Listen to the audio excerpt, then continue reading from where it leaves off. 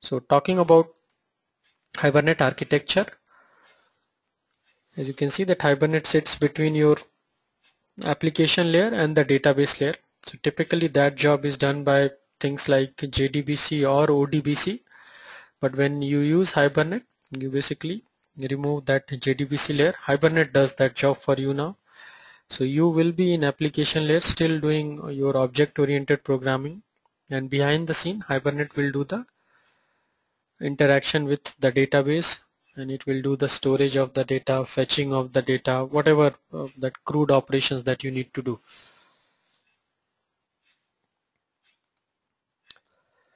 This is a more visual architecture level diagram. You can see the key constituents. So between your business layer and your database layer is that persistence layer, which is occupied by Hibernate. The key things which you have in Hibernate is these objects which you are seeing in persistence layer: session, transaction, query, session factory, configuration, and things like that. So these are the basic API or the core API which we will be seeing right now.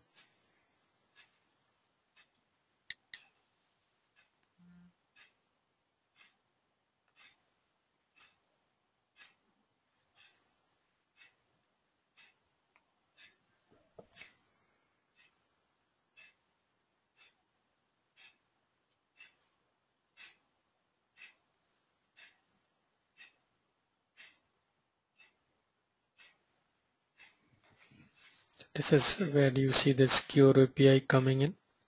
Now, when you talk about other core interfaces or architecture, these are certain things which are available. So in Hibernate, you have these core things that are there: session, session factory, configuration, transaction, query, criteria, callbacks, and other things like types and extensions. What we will see at a more important level, or which are basically important, is your session, session factory, configuration, transaction, query, and criteria. All others like callbacks, life cycles, these are all internal to Hibernate, not much to be known.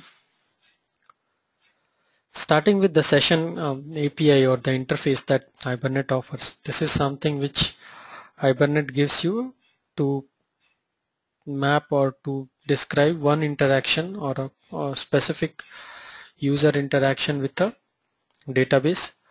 So in that sense, it is equal to your, or it's parallel to your HTTP session. But when you use the session API, it should be understood that this session is different from your HTTP session. This session which you are using is at a Hibernate level. This is Hibernate session thing which you are talking about. So that is the primary interface which you are using in. The session API internally is a lightweight API, and for every, that's what it says, that for any time you want to go for for any user, you will create new session things. So every time you want to go to database, you will create a new session because it is lightweight to create. It also says that it is not thread safe, in the sense that when you are using the session object, yesterday you did, so if you look into the example, take a look. This is a core example of a Hibernate code interacting with a database. Herein you do see that you create a session from a session factory on top. So this session is what you use later on to start the transaction, and then you use the session.save to save your objects inside it. So primarily to do all the crude operations, you are using the session thing. This is where when we are talking about, so that's where it says that session, when you are using all those starting of transaction and storing your object, please understand that that is not a thread safe thing internally.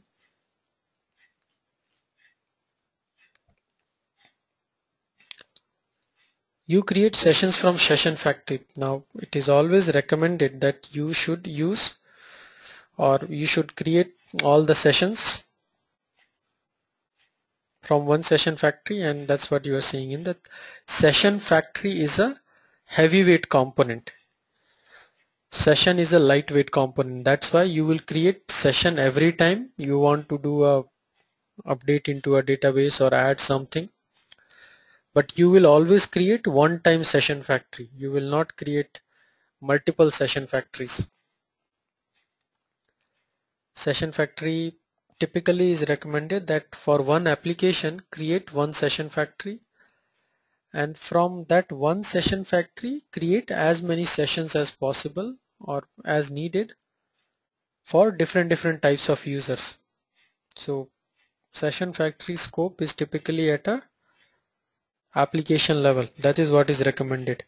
If you start creating a new session factory for each user, it is not wrong. You can always do that. It's just that it will be too much of a overhead on your particular framework, because session factory is a heavyweight component. A lot of resources are required and details, so it's not normally recommended.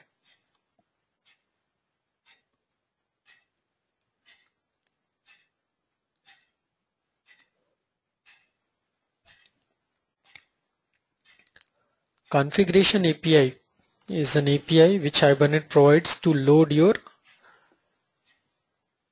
XML file, the config.xml or configuration.xml. That is something which you use to get the details. So that is something which you have seen earlier. Hibernate.cfg, sorry,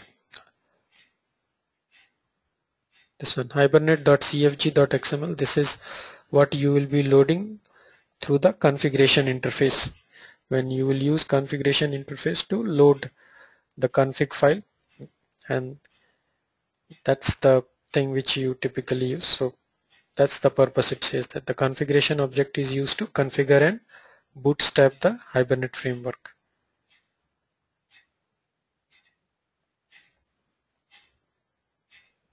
And when we'll see the example, you will be seeing it, how you are using it to load your CFG file and all. If you look back into the example code that we saw here, you can see that the first line after your session factory equal to null, the first line you are using is the same thing, configuration.configure.build session factory. So you start with the configuration thing, and when you call this configure then .build session factory, it will try to load the config file from the class path. Now if you have stored the file in some other location, you have to specify the address.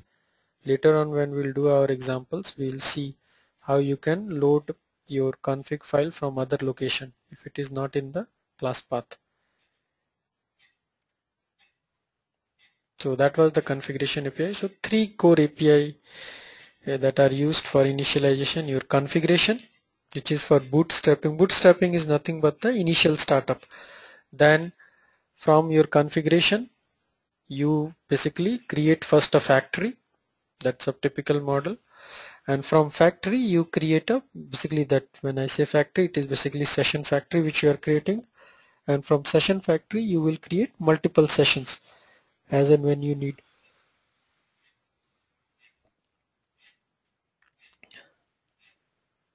So those are typical things which you will do for any, and now then you will use your session to save anything in database and all. So to add any data, you will use the session API and all. Take a look at these two API, query and criteria interfaces. These two interfaces, query and criteria,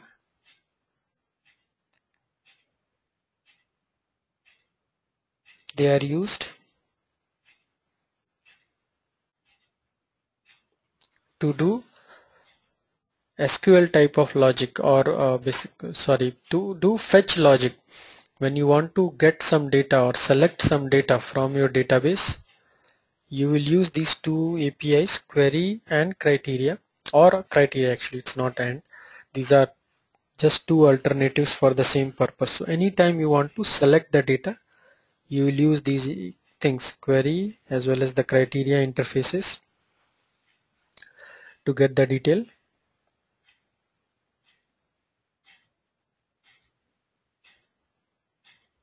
That's where you are saying in here, the query interface allows you to perform queries against the database. And you will be seeing that when you use the query and criteria API, the overall look and feel, the way you will write them will be very similar to your SQL. And that is when you are using the query API. So that is what is called in Hibernate as HQL, Hibernate query language, which is in line with your SQL. Hibernate also offers you a fully object-oriented way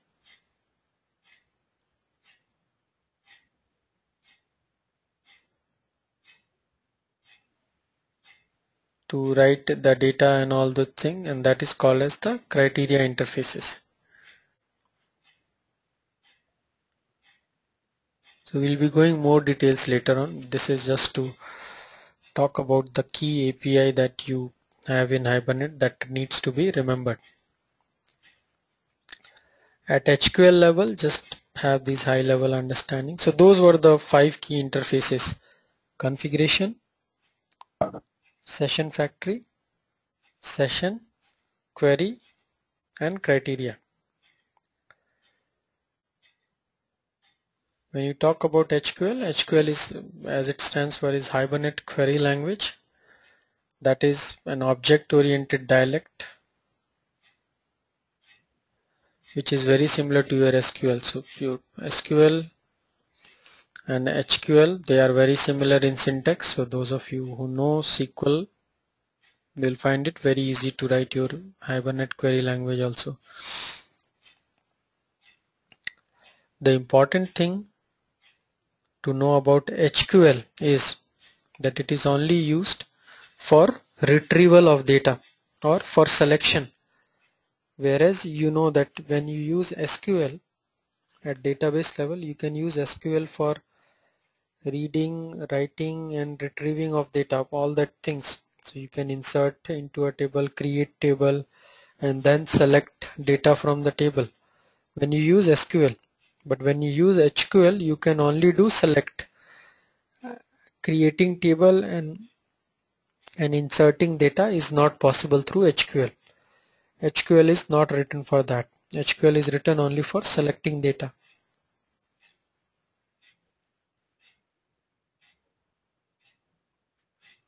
These are some high level value points as to why you should be using HQL when you are in Hibernate. You have these two options, HQL as well as criteria.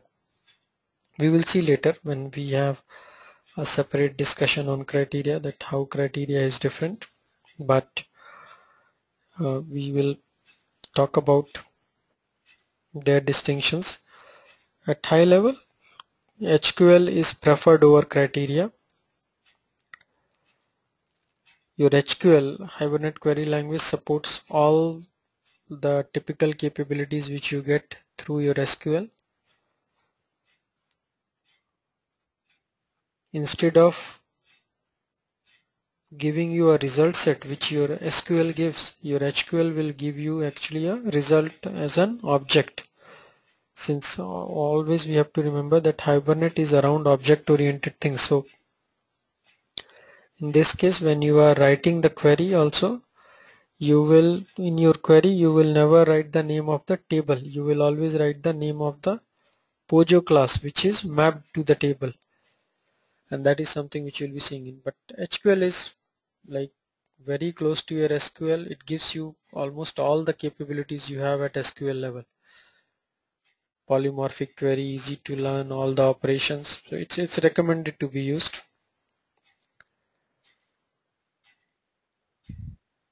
The query interface also supports primitive things. So not only you can use HQL, you can also use the old SQL thing also, the custom SQL. So that's where you have these two methods, create query as well as create SQL query. You use either of them to create the data or create your queries. If you are writing your HQL queries, you will use create query. If you are not willing to learn HQL or criteria, you want to use your old SQL queries only, Hibernate still gives you the API called create SQL query.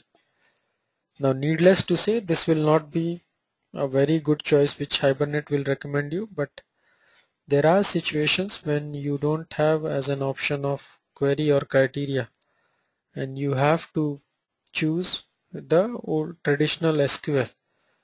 So in that case, instead of changing the entire framework and again adding all JDBC logic to execute your SQL, you can use the create SQL query capability at Hibernate, which supports your SQL execution.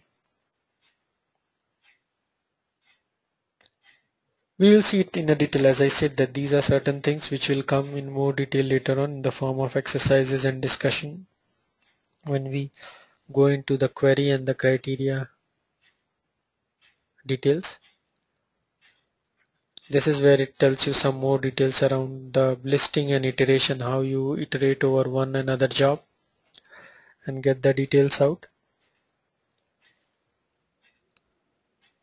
If you remember the JDBC code that we wrote, after you got the result set, you have to go through a while loop to process the output again and again. Same thing you are doing here.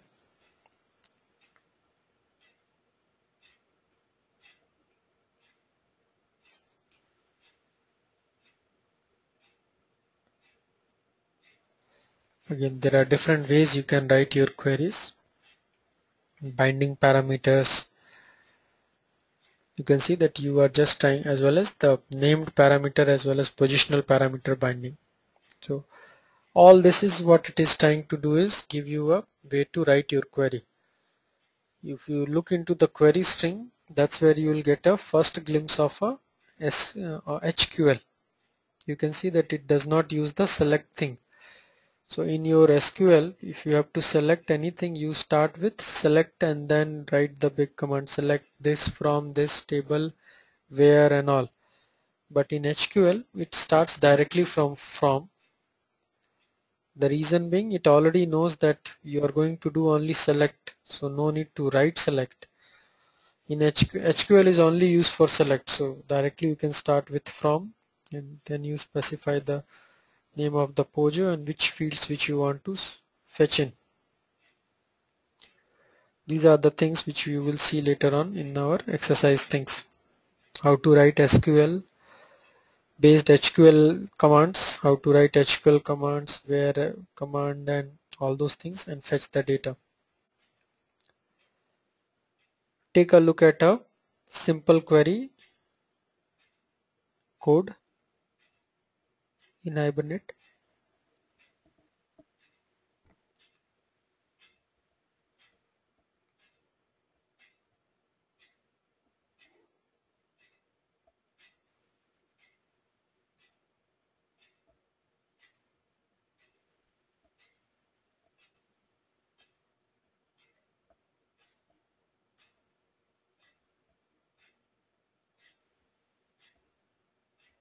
You can see that this is a simple example of how the code and all looks like. You have a query API and then you can see that the important thing here is to know that you are using the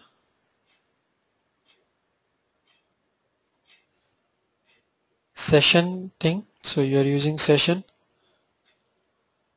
dot thing to do that part.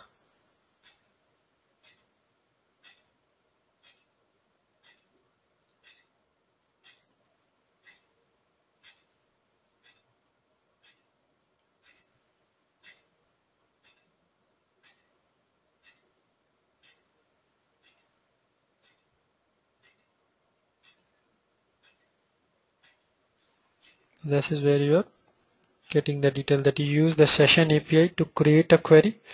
So, and we already know how to get the session. If you refer to the old code, you get session from session factory, which in turn comes from the configuration thing. So the key in Hibernate is to get the session.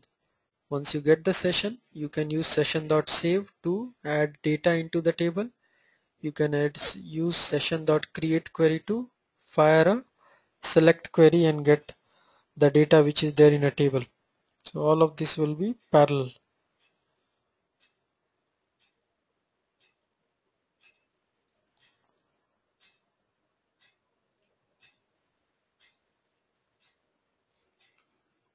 And after that, once you are getting the data back in the create query, these are typical Java commands. You are using the iterator object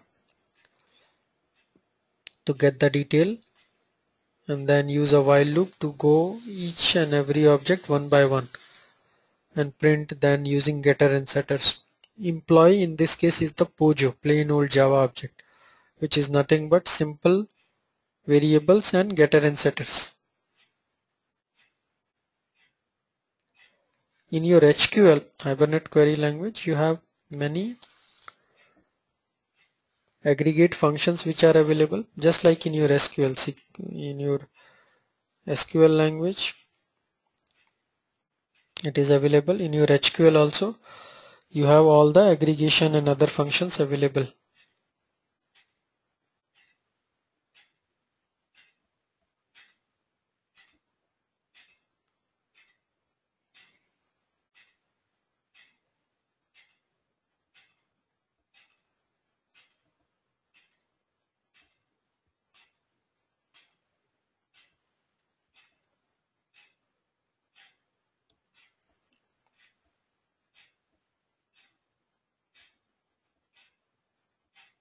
So these are some common capabilities that you are seeing in average, sum, min, max and all. These are all available in your normal SQL. At HQL level also you have all these things. This is just a concluding remark of your HQL and query things and all. Later on we'll cover that more detail, but this was about the core API, your session factory, session configuration, query criteria, how your query offers you the same capabilities as your SQL and all. Let's try to start our Eclipse and then we'll see the first example configuration of your Hibernate thing.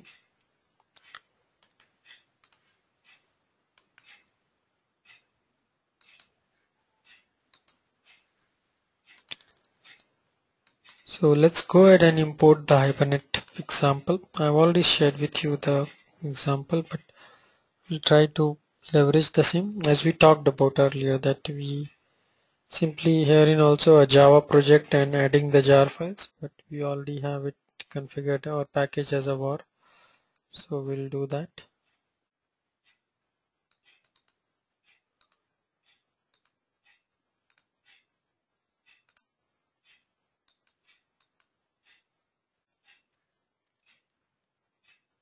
You'll see that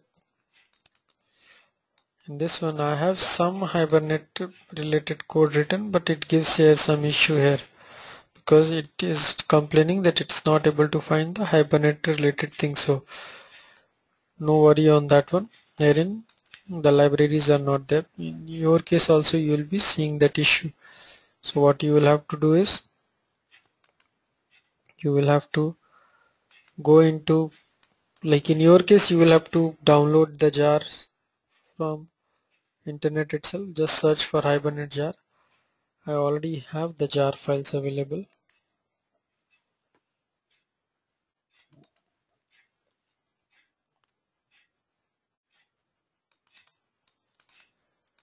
These are the jar files. I'll have to just copy. This is the same thing which you will get from Hibernate site, which is now, I think these days Hibernate is owned by VMware, so they will be the one, they will be owning it. I think no, not Hibernate. Hibernate is, I think, by Red Hat. VMware owns Spring. The only additional thing that you will have to add is OJDBC 14, because this is the driver for Oracle based thing. For all our examples here, we'll be using Oracle. So I'll copy there. You can integrate Hibernate with any database. We will be using Oracle database. Put it into the lib folder. You can see all those errors related to the class thing will go there. So now Assuming that in lib it's all there. Web.xml nothing, because Hibernate has nothing to do with the web layer or web.xml and all. So that's one thing is important. First put your in the web.inf lib the jar files, and then all the things is in at the source level. Let's take a first look at the hibernate.cfg.xml. This is the XML which we talked about. If you look into it carefully, you will see the details of connection. It gives you here exactly the same thing which Hibernate DAO or JDBC was doing, giving the driver name, and you know that this driver name comes from the jar file which is added in the class path. So you specify the driver name, you specify user ID, password here, also the URL for your database. You tell that you want to start it in a create mode. You can use things like create and update. If you use create, every time it will delete all the tables and create it from scratch. So as to avoid every time doing that, you will use update. Update means don't delete the table, simply add the data and all. And then as a last argument, your config file is pointing to the mapping file. So always remember that in Hibernate there are two files, config file and mapping file. That's what you are trying to do. Config file is at the class path level. It is at the source level, so it is automatically loaded. And config file in turn is pointing to the HBM file. Now this is an absolute past. So if you try to run on your system, it will not work. So for the purpose of clarity, we'll try to make it relative. We'll remove that and we will make it relative to your source folder. So source test, and then it is pointing that this is the file name for your HPM. So let's go there. We go into source, test, and this HBM file. HBM file is the most important file that you will be modifying over the rest of the topics which we cover in Hibernate, your collections as well as your caching and query and all other things.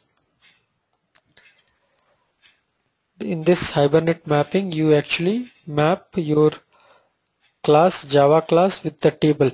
Now you can see that this is the Java class. If you look into employee, this employee is what you call as Pojo, and the Pojo is nothing but simple variables and their getter and setters. It also has their hash code and all written, but that is all auto generated, you know, all this hash, getter and setter, no other thing. So the purpose here which employee is doing is simply representing a employee object with getter and setters, the same one you specify in your HBM. You tell that this employee object, all the values that it has, it will be mapped into a table in your database called my_employee. So this is the actual table name in your database corresponding to this object, which will store that object. And then you are telling that in this, because we know that in database table you have primary IDs, primary keys, that's why you are telling ID, and you are telling here through generated class that it is assigned, which means that it is the user who will assign the primary key. You can put it as generated also or other things. There are many other options which are available, we'll see later, but instead of assigned you can put it generated, which means your Hibernate will automatically generate the primary key. But in this case you are putting it as assigned, which means that when you in your program you will have to set the primary key. After that you are just telling that these are the properties. Now if you do a space here and do a control space, you will see a thing called column.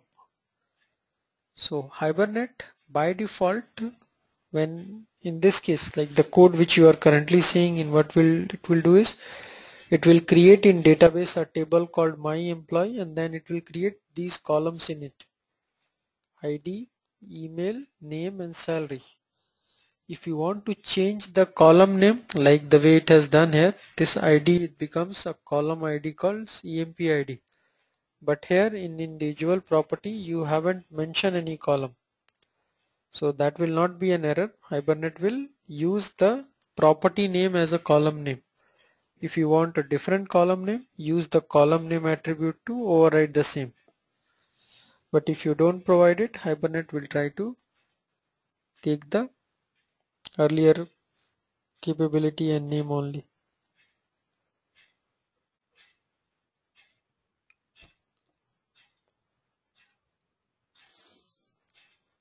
So this was your HPM file. So config file, first thing, goes to your HPM file which maps your data object. This is the variables and getter and setters. Finally, go into your employee test.java.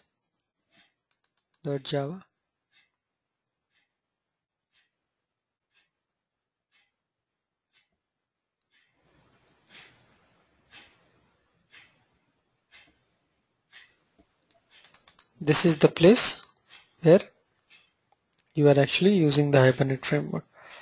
You can see you start with session factory, but the first thing that you use is new configuration configure. This line, the one that I have shown in blue, will basically load your config file from the class path. It will load it, the config file, and it will give you a session factory. It will create a session factory out of it. From the factory you are opening a session, and again from session you are starting a transaction. You are then creating a simple employee object using the setters. You are setting the value. You remember you have to do the set ID because you mentioned assigned here. This is the place where you have mentioned assigned. That means that you will be setting the ID. That's why you are doing this set ID.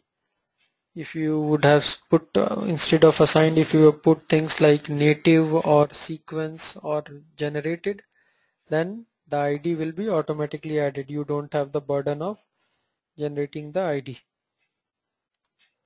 But in this case anyway, it's using you are adding the key, and then you are adding some value or the name. Just these 3 lines are still your object oriented way. There is no Java code, JDBC code. And then you are just doing session.save and then employee. Now this save behind the scene will make sure that it triggers a JD, or your Hibernate will trigger a database request to save this employee with these values. Now Hibernate already knows that this employee is basically this table, and these fields is these columns. So automatically you can know that your ID and name column will be populated by this thing. So this is basically what Hibernate is trying to offer you. Hibernate says that you continue writing your code in your object oriented manner using new and all those things, but behind the scene it will be adding the database angle to it, and it will store it in the database. That's where it is doing. You are doing save, then you do a commit transaction after going out. Just before closing your program, it's always good that you close the session. That's what you are doing it here. You are using the sessions and all. So pretty easy in that sense. Right now if you try to run, it will just give some error because database is not installed here.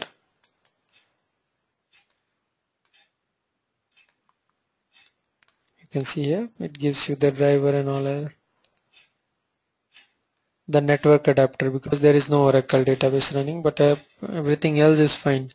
If it reaches or gives the same error on your system, network adapter, that means your database is down. Make sure that it starts. So I'll show you later on when I have on a different system database installed. That's where we will be running this thing. But yeah, this is a simple example of a Hibernate code, how you do it and run it. Right now all of this is written in your public static void main, but needless to say all this code can be written in any method name. You can change it to any method name. Then you through Spring MVC call this method which you have mentioned, and your Spring will be able to use Hibernate directly. But we will see a more good integration of Spring in Hibernate, which will be the Spring ORM package or Spring ORM technology. That is the place where Spring and Hibernate combines with each other.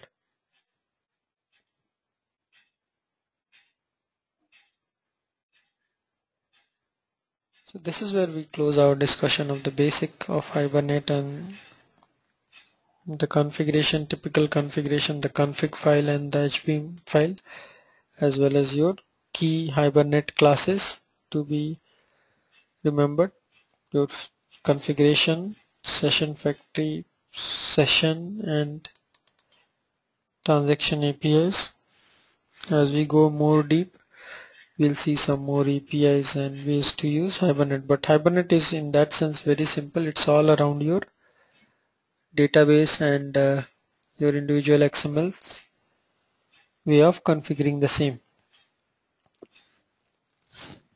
Any questions on this regard before we close the session?